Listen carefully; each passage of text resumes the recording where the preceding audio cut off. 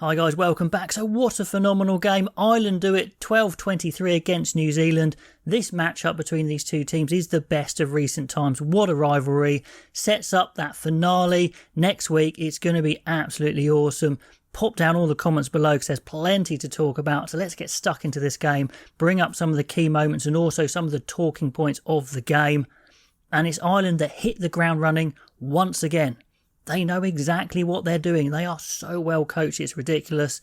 Their forwards were on fire this game. The interplay, the lines were brilliant. Van der Fleer, Byrne breaking through very early. Warning signs for New Zealand. They were lined up, but they got sliced apart. Go through fantastic phases. They all know what they're doing. And Sexton made great decisions today. He went off later on, which is a bit of a worry. If he can't play in that final test, that's a big blow because he just makes the right call. And it's Porter powering over for just a fantastic team try. Deja vu from last week. What a start, 0-7. They were using Lowe's boot to kick long. And just a tactical note between the kicking strategies. When New Zealand kicked, which wasn't a huge amount, they tried to kick to compete and it didn't work. And Ireland were just pumping the ball long and saying, attack us from deep. And New Zealand took the bait, or, they were confident attacking from deep, but they just couldn't get through. Lowe, however, did make some funny mistakes this game. It's something that Lowe can do. It does really good stuff and does do some dodgy stuff as well. But it didn't make a difference in the end. Smith, Bowden Barrett, they were attacking pretty well, using the width, zipping the ball around like they do. But because they were doing it from so deep, they just were like getting to halfway, if you like, and then maybe coughing up the ball. So they were doing all their good work in an area where it didn't actually matter. But that is New Zealand style, but they couldn't break through in this game. Good disruption work at the breakdown from New Zealand. The likes of Van der Fleer, Omani, just a pain in the arse, to be honest. Referee picking up a few things maybe they didn't last week in the ruck as well. Doris straight in there with a jackal as well. He played much better than last week. I don't think there's going to be any calls for him to be dropped now. Penalty 0-10 straight away, 12 minutes in. Another perfect start. But this is where it fell apart for Ireland last time. Now New Zealand clearly have a tactic of running the ball back from almost anywhere. But they're just going nowhere because Ireland are lining them up. It's not like they're attacking badly. They just can't find those gaps. That long kicking from Ireland when they do turn the ball over is just saying start again. And it was really fatiguing stuff. Maybe this frustrated New Zealand a little bit. I don't know. Then a big moment, the first of a few here. It's Nuku, a reckless challenge on Hansen. It's a bit unlucky. He obviously doesn't mean to, but he's flying through the air, makes contact when he lands. It's a needless yellow, really. Over-exuberance from Nuku, and he makes a few of those errors in this game, so really not a good game for him at all. New Zealand, big maul to save the try, but they're under the pump already. And like I said, New Zealand aren't playing poorly, but tactically, Ireland's just on top, especially with that kicking game, that territory as well. And just another tactical note here, Ireland are playing tight to the edges sometimes. For example, they'll go one phase right and then they'll tuck straight back blind again multiple times. Sexton, Gibson Park, such neat passing. And it's from one of these snipes down the blind that Sexton makes a clear break. There's a 2-on-1 to Ringrose. It looks like it's a try, but Tuinga Fassi has to take out Ringrose to stop the try, so it's a yellow card.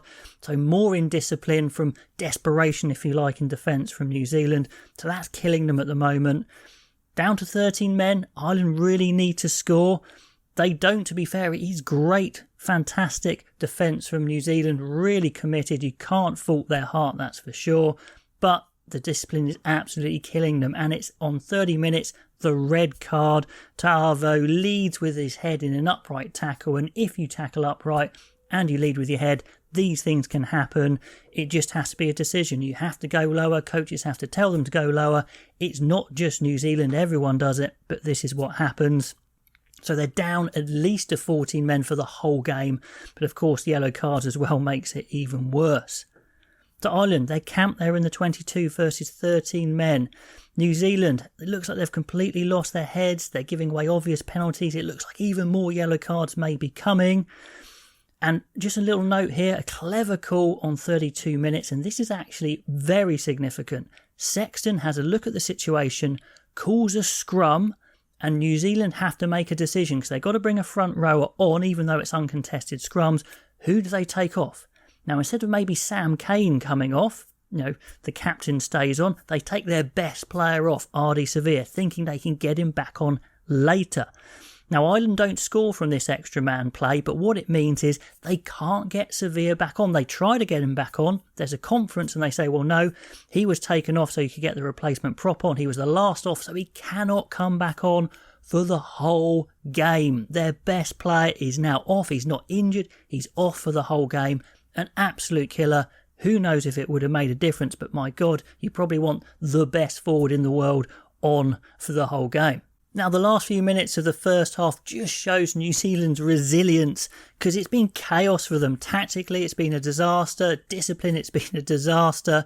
But they actually go up the other end, finally get a decent attack, some good pressure on the Irish line, even get a yellow card for Ryan and get the try. It's a bit of a messy one, but Beauden Barrett manages to scuff the ball through and score. So it's actually 7-10 at half-time, even though Ireland probably should be almost out of sight. Now into the second half, and I can't help but think New Zealand are doing it again. They're playing from deep. They're playing okay. I know it's what they want to do, but they're playing into Ireland's hands. Ireland take their time, get the turnover, get back on the attack. And my goodness me, they've got great detail in their set piece, just making New Zealand think so much. And it's deja vu from the first half with Porter going over again. What a great game for him. The front row did so well in the scrum as well. 7-17. This is a big score, and then a big error again. Fainga'anuku, who's back on, bites in super bad, allows Aki round the edge so easily. Ireland are up to 15 men, and it's looking really bad news. Ireland don't score from that.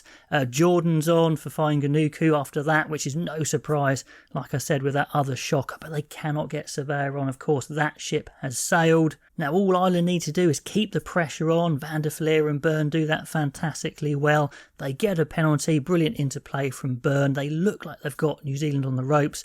Knock over another penalty. 7-20. They just need 3 more to get it beyond 2 scores, which is significant. New Zealand keep attacking from deep. It's okay stuff, but when you've got a man down, it's super tricky, and they're making lots of knock-ons. Okay, there's great pressure from Ireland as well, but they did make some errors in open play there when they're attacking. And the scrum is creaking. Ireland are well on top there. The line out, to be fair, for New Zealand was decent. Retallick was doing really well there, but the scrum getting no joy at all. And then finally they make a hole. It's Geordie Barrett and then Bauer who makes a break. And if they scored then, maybe it was on. But that is desperate defence from Ireland. They just scramble in time and they can't score. Fakatava's on, the man who often wins games when he comes on late. But it's just creeping away. And can they get that 3 points to get it beyond 2 scores? Yes, they can. New Zealand running from deep, get caught. That's the theme of the game. They knock over the 3 points to Ireland and it's 7-23. Now it's 15 minutes to go and it just feels like the game is gone now when they have to score 3 times at least. And they look beaten, New Zealand. I mean, they're not giving up. It just looks like they know on their faces that the game is possibly up with that dominant Irish scrum, winning penalties at will. Story of the match, to be honest, New Zealand attacking from deep and just not getting anywhere. And into the last 5 minutes, Ireland just need to stay composed, although it is New Zealand that are on top. Bad news for Ireland when Sexton goes off. They'll hope he can recover because he was so good in this game. New Zealand actually get some good attacking ball in the Irish half. For once, they get held up. And then outstanding footwork from Geordie Barrett, who sits down Keenan. That was class. On to Jordan. Will Jordan just back into the team after his isolation. So I think he'll be starting next game because he's probably their best back anyway. They score a try, 12-23, but it's just too late. And Ireland get the historic win, setting up the finale next week. Just a brilliant game. Absolutely loved it. The discipline really cost New Zealand for sure. Their attacking from deep didn't work. Taking Ardy Surveyor off and then not getting him back on was an absolute killer as well. All those things added up, plus a phenomenal performance from Ireland. It really was. Who's going to win this last game? Anyone's guess. They're so well matched, these two teams. Pop all the comments below, and I'll catch you next time.